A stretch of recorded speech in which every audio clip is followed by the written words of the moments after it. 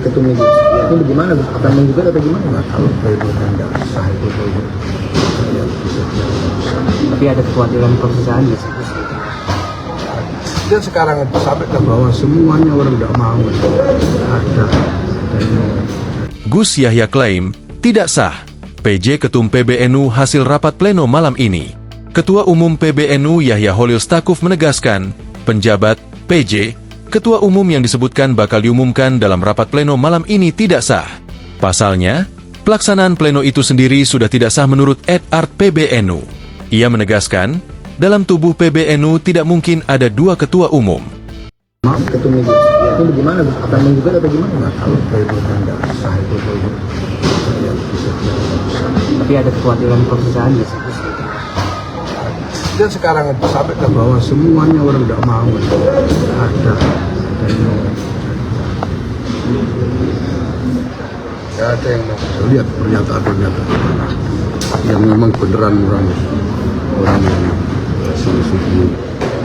Ujar Gus Yahya saat ditemui di kantor PBNU, Jakarta, Selasa, 9 Desember 2025. Gus Yahya mengatakan, posisi ketua umum hanya bisa diubah melalui muktamar yang pelaksanaannya sesuai dengan Ed Art.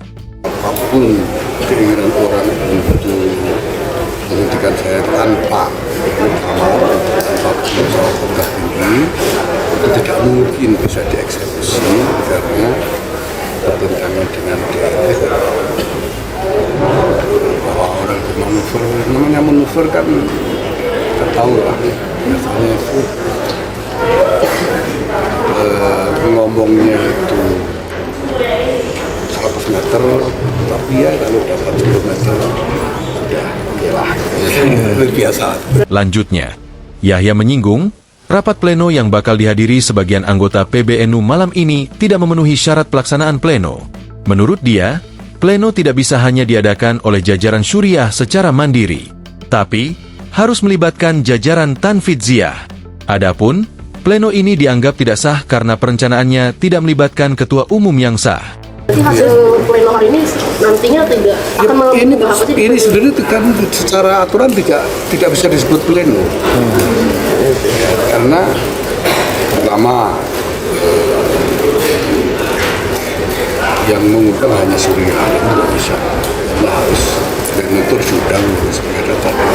Kedua, tidak melibatkan saya sebagai ketua umum yang sah.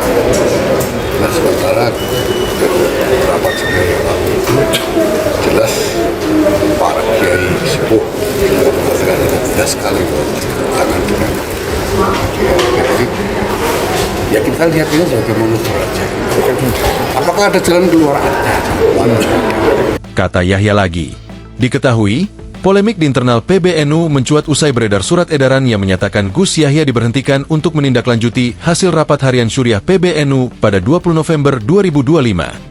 Surat edaran yang dibuat 25 November 2025 itu menyatakan Gus Yahya tak lagi menjabat ketum PBNU sejak 26 November 2025 dan diminta melepas segala atributnya sebagai ketua umum.